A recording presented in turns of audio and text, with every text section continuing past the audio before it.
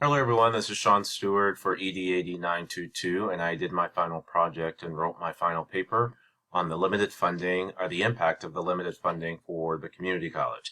As many of you know, I teach at a community college. I think I did the majority of my postings relating them to the community college.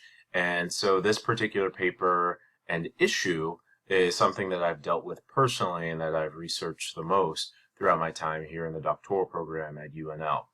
Basically, one of the main issues that we have at the community college is we are seeing an influx of low-income minority students, specifically Black and Latino students. Typically, these students come from low-income areas, and they are first-generation college students. So when you combine the fact that they are minority, most likely come from a primary and secondary education that didn't have access to as much education and other things as maybe an upper middle class or upper middle class, typically white high school or secondary school. When you combine all of that with the fact that they are first generation college students, there's an abundance of pressure, not only on the students, but also on the community college in order to see that those students succeed.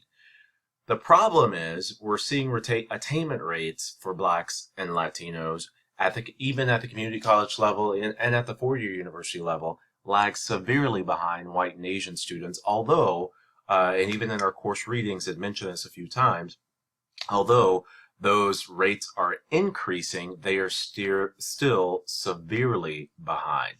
The problem becomes they come to the community college, but because of all of our budget cuts, it doesn't allow us to properly address this particular issue. We're having these budget cuts from the state, and that's what I focused on for the majority of my paper.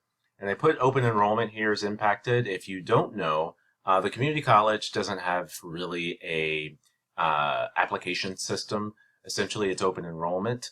You fill out the application, you're good to go. But because the states are putting so much pressure on completion rates and graduation rates, it's now impacting the community college. Are they now going to stop their open enrollment, especially for low risk or at-risk students, or for students who have to start their college career taking developmental classes? So why is this happening? Essentially, as our readings were telling us, it's basically the states placing more demand upon the community college to perform, but they're not giving us funding in reply to that for the most part. When you talk about more demands for performing, we talked about performance-based education, and one of the issues I have with this is that it's so subjective, because my question has always been, what defines success? In the eyes of the state, they believe success is in numbers, something that they can see. It's this tangible object that they can see. However, I've always argued as a faculty member, if a student just learns one item from my class, isn't that a definition of success? Just coming to class and learning how to be an adult, could that not be classified as success as well? So that's one of the issues that we see why this is happening, why they're going to this performance base, and why they're cutting the funding is because of they want to see action. They want to see graduation rates. They want to see completion rates and a lowering in attrition. And this also impacts faculty. If you do not know, the community college, the majority of community colleges across the country are employed by adjunct faculty, people who do this part-time. They have their full-time job on the side and they come into us part-time. This places pressure on them to maybe grade inflate, to maybe give a student an A or a B just to say they completed the course and they graduated, versus giving them the grade that they actually earned and the grade that they deserved. And what I'm seeing with my particular community college is we're starting to see a lot less rigorous courses, and I think that hurts the student in the long run. So how does this relate to course objectives? Essentially, human capital is at play here. If we want the community college to succeed, especially for these minority students, we have to pound it home that this impacts your human capital. So socially, economically, it's going to benefit you and get you out of that low income status, I should say.